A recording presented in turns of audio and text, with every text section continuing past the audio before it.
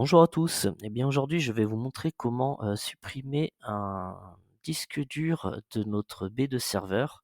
Alors, c'est pas aussi simple que sur un PC, ce serait trop beau. Un PC, bon, ben, on l'arrête, on enlève le disque dur, on met le nouveau, tac, c'est reparti, c'est reconnu, on formate sous Windows ou Linux, comme vous voulez. Et puis, enfin voilà. Donc, ici, sur notre serveur, donc, on va l'enlever très proprement. Donc, on va commencer par aller sur Xpeno. Donc là, ici, j'avais mis un raccourci. Je vais supprimer le raccourci. Je vais aller dans gestionnaire de stockage. Pardon, on s'assure aussi, par exemple, qu'on n'a plus rien sur notre disque dur. Bon, moi, c'est le cas, je le sais. Voilà, je vous montre au cas où. Non, on va dire qu'il n'y a plus rien, qu'il a vu. Allez, hop là. On va donc dans gestionnaire de stockage. Volume. On va sélectionner le HDD1. On va le supprimer. Oui. Tout est donné, blabla. Oui. On va mettre donc notre mot de passe administrateur. Soumettre.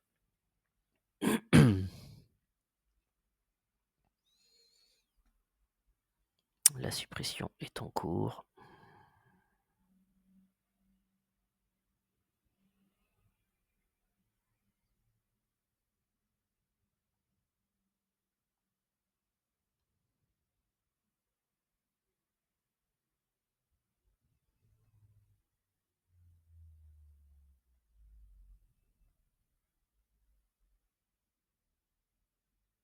Voilà. Bon, on n'a plus que le SSD ici. Ici, on va faire de même. Est-ce que... Toc, toc, toc, toc, non, c'est pas là. Attendez, je vérifie. Non, c'est pas là. On va regarder dans le groupe de stockage. Encore une fois, on sélectionne donc bien notre disque dur. On va le supprimer, supprimer, supprimer. Encore une fois, le mot de passe admin, soumettre.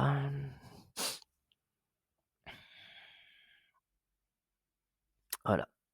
Et là, du coup, on n'a plus que le SSD. Dans les volumes aussi, on n'a plus que le SSD. Ici, il est toujours visible, mais c'est normal. Et dans la vue d'ensemble, on peut voir que on a un disque utilisé, donc le SSD, et un disque inutilisé, notre disque dur. Fermé, on quitte. On va donc quitter notre page Xpeno. On va l'arrêter depuis notre gestionnaire VMware.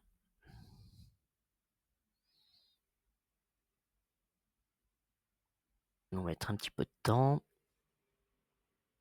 Voilà, c'est bon, j'actualise plusieurs fois, c'est bon, il est supprimé. Bon, ensuite, depuis ici, pour continuer à supprimer donc ce disque dur, on va faire modifier. On le trouve ici. On va supprimer avec la petite croix, supprimer les fichiers de la banque de données, parce qu'on n'en a plus besoin tout simplement. On enregistre.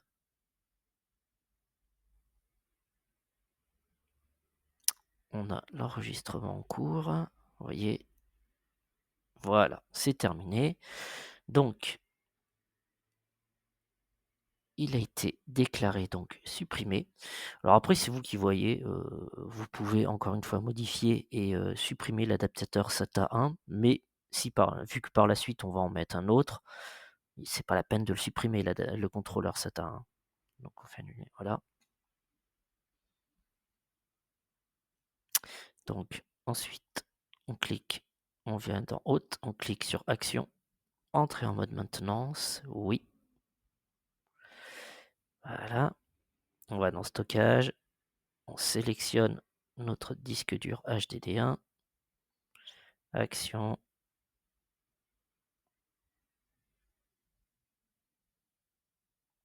supprimer. Voilà. On voit que c'est en cours d'exécution, la suppression de notre disque dur. Alors, il faut bien se mettre en mode en mode maintenance, sinon, vous risquez, avoir, un refus pour supprimer le disque dur. Ça arrive des fois. Donc voilà, par mesure de sécurité, entrez en mode maintenance. Remove data store, c'est bon. Ouais, ça c'était 2 trucs que j'avais fait pour sauvegarder la machine virtuelle précédemment. Donc voilà.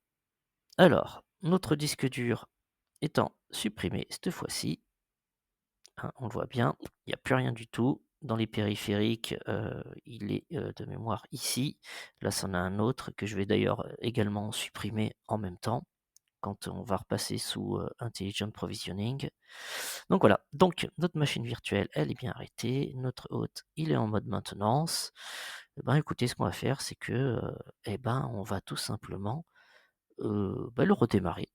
Ouais, ouais, on va lui donner l'ordre de redémarrer et on va aller directement, sur l'adresse de l'îlot. De mémoire, moi, c'est 52. Tac, tac. On aura bien évidemment mis la clé USB, bootable pour pouvoir accéder, si vous vous souvenez bien,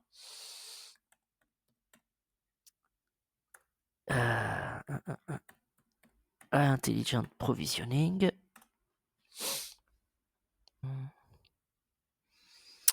Alors, on va ouvrir donc une console, donc 2 solutions.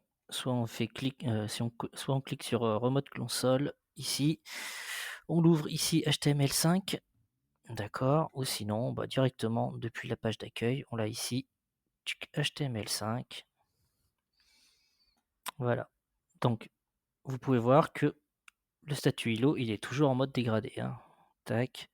Et là, quel que soit, même si on formate, le flash, c'est pareil, ça nous donne toujours le même résultat. Mais bon, on s'en fout puisque maintenant, on a la solution pour outrepasser ce problème. Alors, tac, on va l'agrandir. Allez, tac, je lance le serveur.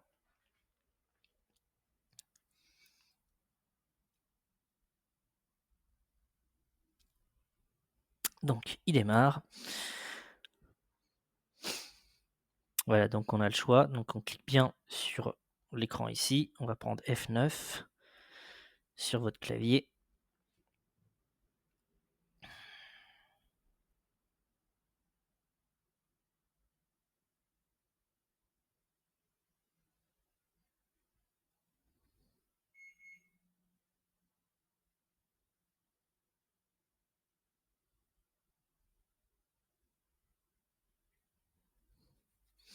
Voilà. Alors, système option, entrée, SATA contrôleur option. Entrée, SATA embarqué, bla. On descend sur Dynamic HP Smart Array. On valide. Tac, tac. On boot normalement. Tac. On va mettre. Non. Tac. Voilà. On quitte avec échappe. F10. Et je vous reprends dès qu'il y aura la sélection F9, 10 ou 11.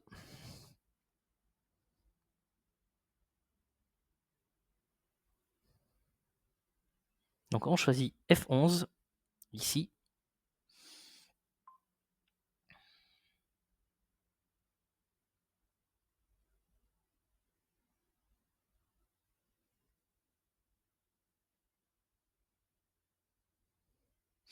Vous pouvez voir ici qu'on nous propose même F5 pour aller directement dans Smart Array, dans Smart Storage, pardon. Sauf que le problème, c'est que non, ça fonctionne pas, on ne peut pas y accéder. Donc il faut bien faire F11. Et dès qu'on est dans le boot, menu, voilà, là on va choisir 3 avec votre clavier pour accéder à la clé USB.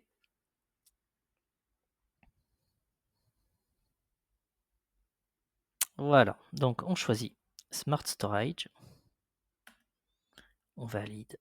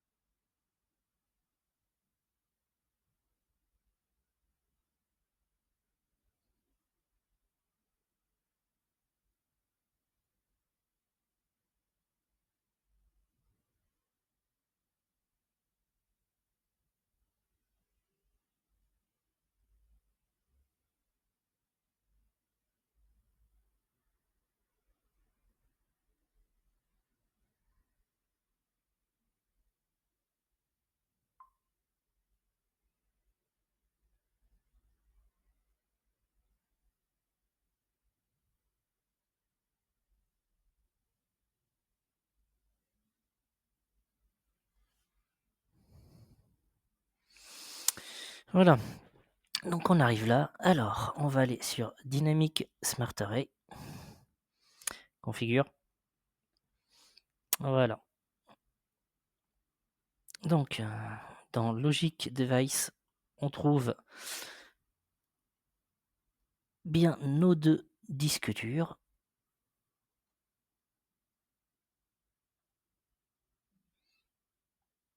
Donc, j'en ai 2 disques durs. Donc, le B, ce qui correspond, à la baie numéro 2. On va delete array. Est-ce qu'on est sûr? Oui. Voilà. Le disque dur a bien été supprimé. Ensuite, celui de la baie numéro 1, donc qu'on trouvait dans Xpenology. Pareil, on le supprime, on vérifie bien, hein, on est bien ici à 2 Tera. On met oui. OK, c'est fini. Voilà.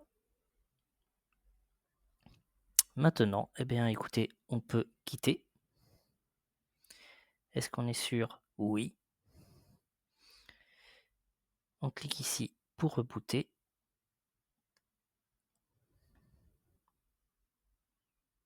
Voilà. Alors, des fois c'est un petit peu un calvaire pour une des 2 touches.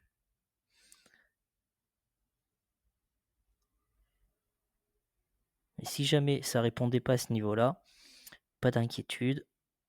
Regardez, on peut quitter, on appuie ici, Power On, on fait un reset directement là. OK, c'est exactement pareil de toute façon, et ça relance le serveur. Et du coup, on va revenir dans le BIOS pour pouvoir redémarrer sur le SSD. Sinon, si vous voulez rajouter, enfin remplacer vos disques durs pour en rajouter tout ça, bon bah, vous restez donc dans le Smart Array. Enfin, vous revenez, pardon, autant pour moi, vous revenez dans le Smart Array, dans le Smart Storage, je vais y arriver. Et puis, bah, comme on l'a vu précédemment, eh ben, on rajoute les disques durs. Je vous conseille de le faire un par un. Au pire, si vous n'êtes pas sûr par rapport à l'emplacement, mais en général, normalement, le emplacement A, c'est l'emplacement 1, B 2, C 3 et D 4, tout simplement, hein.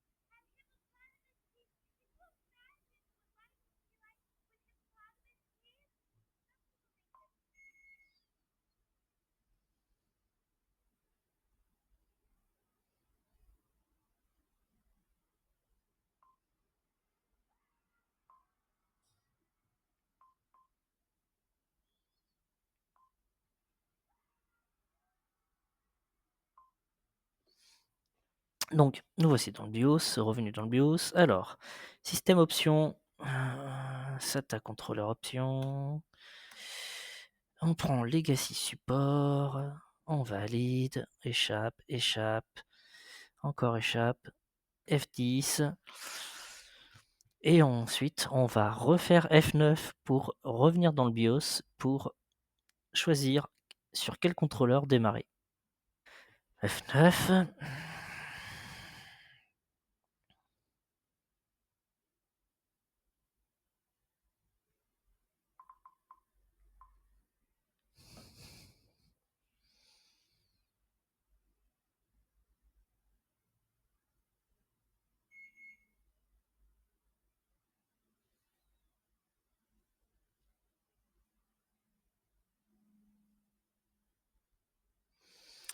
Alors, on peut vérifier qu'on soit bien sur SATA Legacy au cas où, mais normalement c'est le cas. Voilà, on est bien sur SATA Legacy. On peut le voir ici. Tac, ensuite, alors boot controller order, tac, on prend contrôleur 2, voilà, on fait échappe, F10 et je vous reprends juste avant que, le VMware redémarre.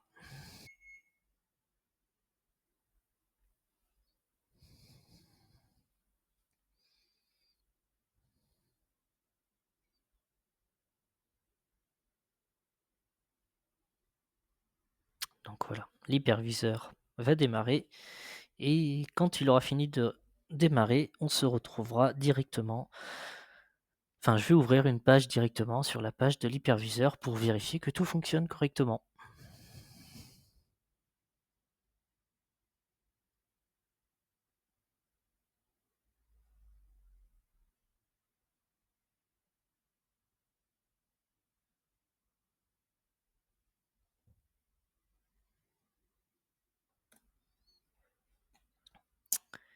Voilà, tac, tac, tac. Alors voilà, on a un message d'erreur ici, power on, bah oui, c'est normal, puisqu'on est en mode maintenance. Du coup, la machine virtuelle n'a pas démarré automatiquement. Mais c'est pas grave. On va donc dans machine virtuelle, on clique sur Xpeno, on la met ici sous tension. Donc on a bien nos disques durs qui ont été enlevés, comme on peut le voir. Et la machine virtuelle donc qui démarre gentiment.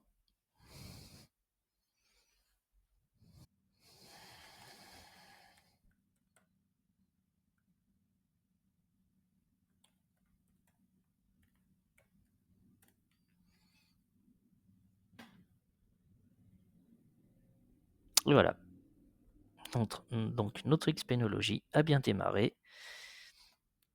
On a bien supprimé donc le ou les disques durs et il ne nous reste plus que le SSD. Voilà, c'est tout pour ce tuto pour aujourd'hui.